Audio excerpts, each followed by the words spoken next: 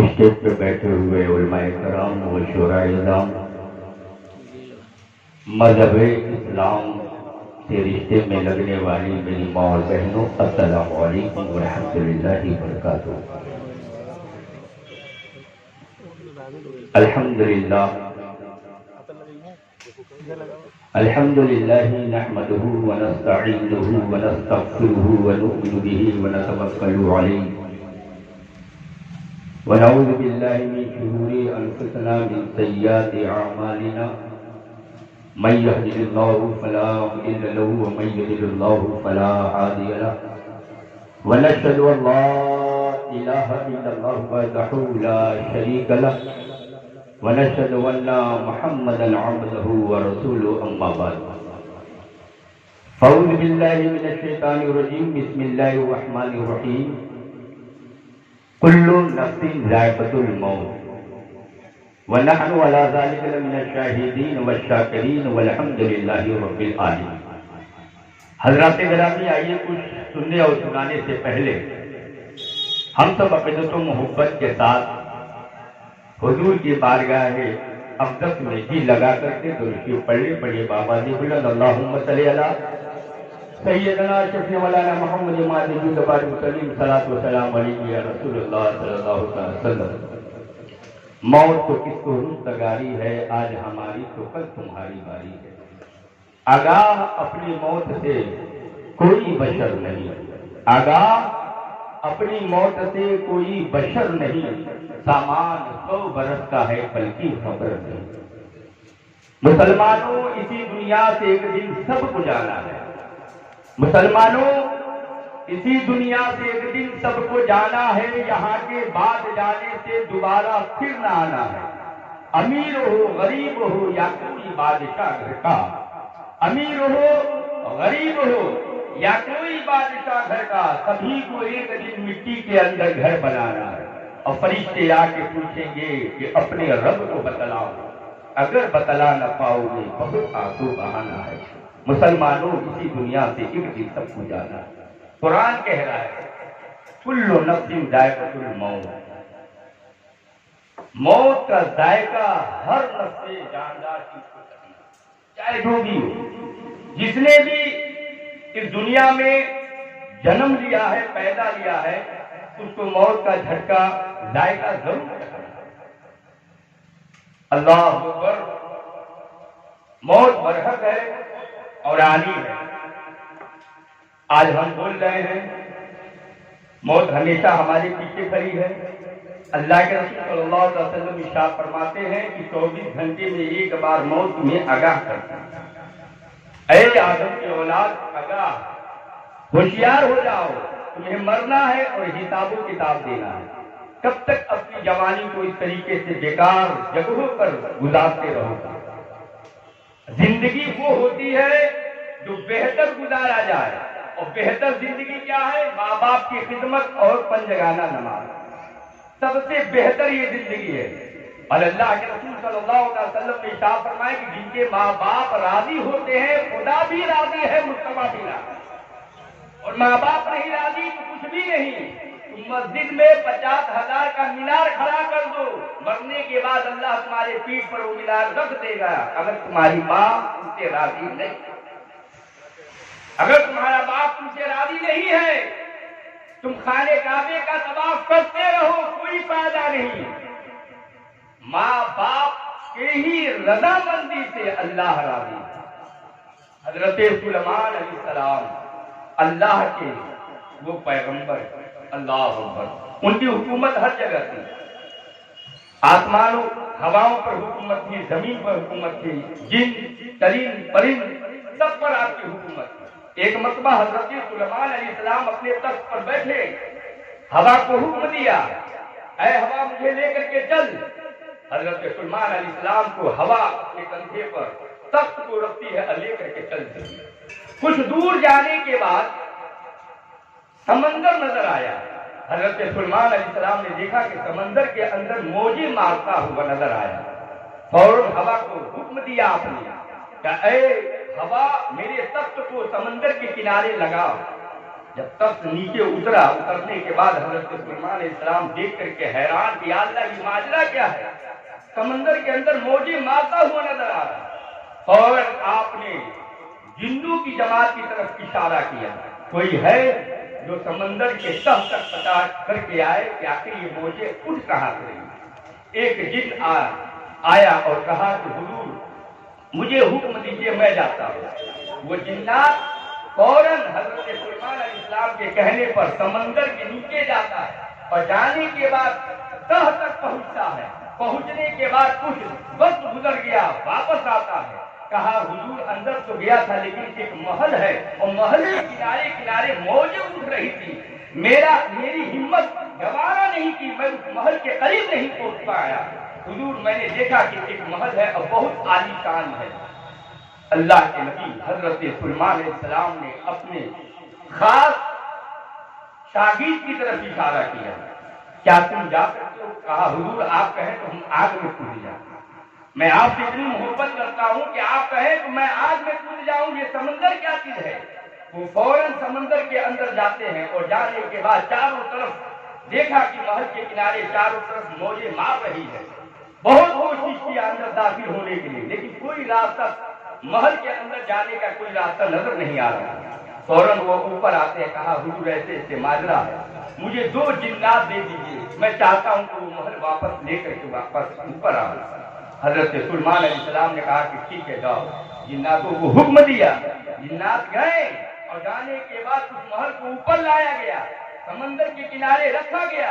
اللہ کے نبی حضرت سلیمان علیہ السلام دیکھے اور دیکھنے کے بعد حیران کہ یا اللہ یہ محل تو ہے لیکن اندر داخل ہونے کا کہیں راستہ نظر نہیں آتا۔ اللہ اکبر، فوراً ہاتھ کو اٹھایا اور اٹھانے کے بعد رب ذوالجلال کی بارگاہ میں دعا کی کہ مولا مجھے محل کے اندر جانے کا راستہ دکھا۔ اتنا کہنا تھا کہ فوراً محل کا دروازہ کھلتا ہے۔ اللہ کے نبی حضرت سلیمان علیہ السلام اندر داخل ہوتے ہیں تو کیا دیکھتے ہیں کہ 18 سال کا جوان لڑکا اللہ کا ذکر کر رہا ہے۔ اللہ، آپ نے سلام کیا، فوراً وہ لڑکا ذکر الہی میں مشغول تھا، آنکھیں بند تھی، کہا وعلیکم السلام اے اللہ کے نبی حضرت سلیمان علیہ السلام۔ حضرت سلیمان علیہ السلام نے کہا کہ تم کو کیسے معلوم کہ میں اللہ کا نبی حضرت سلیمان ہوں؟ آنکھیں بند ہے، دیکھ نہیں رہا ہے، لیکن جواب دیا کہ اے اللہ کے نبی حضرت سلیمان علیہ السلام آپ کیسے یہاں پر آئے، وجہ کیا تھی آنے کی؟ اللہ اکبر، جب آپ نے پوچھا کہ تمہیں ہمارے بارے میں کیسے پتا چلا تو وہ نوجوان کہتا ہے کہ اے اللہ کے نبی جس رب نے آپ کو محل میں آنے کا راستہ دکھایا ہے وہی رب نے آپ کا پتہ مجھے بتا دیا۔ اللہ اکبر۔ حضرت سلیمان علیہ السلام نے کہا کہ یہ بتاؤ کون سی عبادت تم نے کیا جو اللہ نے ایسا انعام تمہیں عطا کیا؟ کون ایسا ذکر تم نے کیا ہے جو رب ذوالجلال نے تمہیں ایسا محل عطا کیا ہے جس محل میں تو اللہ کا ذکر کر رہا ہے؟ وہ نوجوان کہنے لگا کہ اے اللہ کے نبی حضرت سلیمان علیہ السلام، میں اپنے کاروبار میں مشغول تھا، اچانک میری ماں کی طبیعت علیل ہوتی ہے، بہت خراب ہوتی ہے، میں نے کاروبار کو چھوڑ دیا اور ماں کی خدمت کرنے لگا۔ اے اللہ کے نبی حضرت سلیمان علیہ السلام، 1 سال 2 سال نہیں بلکہ 8 سال تک مسلسل میں اپنی ماں کی خدمت کرتا رہا اور اتنا خدمت کیا کہ جاگنے کے وقت جب میری ماں کی روح قبض ہونے والی تھی تو میری ماں نے مجھے اشارہ کیا کہ میرے لگتے جگر میرے قریب آؤ۔ جیسے ہی میں ماں کے قریب پہنچا تو میری ماں نے اپنے کلیجے سے لگا کر کے رونے لگی اور رب ذوالجلال کی بارگاہ میں دعا کی کہ مولا یہ بندی گنہگار ہے، آج تک اس نے کچھ طلب نہیں کی، اے اللہ آج میں دعا کرتی ہوں کہ میرے بیٹے، اس نوجوان جو میرا بیٹا ہے، جو میرا نور نظر ہے، لگتے جگر ہے، مولا اس کو عابد بنا دے اور ایسا عابد بنا، ایسا ذکر کرنے والا بنا تاکہ اس کے ذریعے اسے جنت نصیب ہو جائے۔ اللہ اکبر۔